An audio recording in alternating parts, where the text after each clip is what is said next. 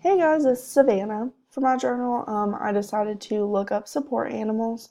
The reason that I looked that up is I'm very interested in the way that they could be used to help people in everyday life.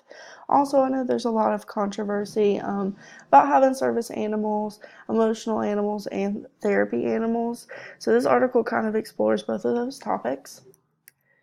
The article that I chose is Public Perceptions of Service Dogs, Emotional Support Dogs, and Therapy Dogs.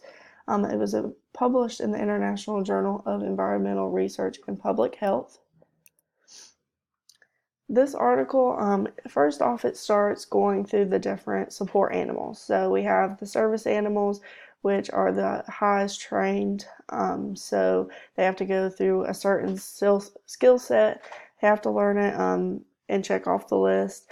Emotional support animals, that could literally be any animal, so they don't have to have training at all.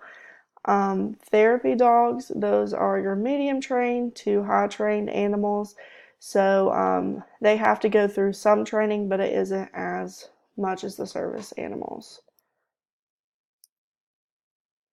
The purpose of this article is to raise awareness to service, emotional, and therapy animals. So they really wanted to give some information about what they're protected by, which one could do. Also, at the very end of the article, they do some surveys asking the public how they thought about service animals and if they thought that they should be allowed and when they thought that they should be allowed. With their findings, they did find that most people said that they felt like it was a good thing, that most people that had service animals needed them, but they did think that there should be some criteria. So they thought that at least people needed to have a disability to have service animals. They also found that some people were kind of weird about it just because of the controversy and about people misusing them. So were they like the emotional support animals? A lot of people just get them so they don't have to pay pet rent. So they kind of focused on that, seeing how people felt about that as well.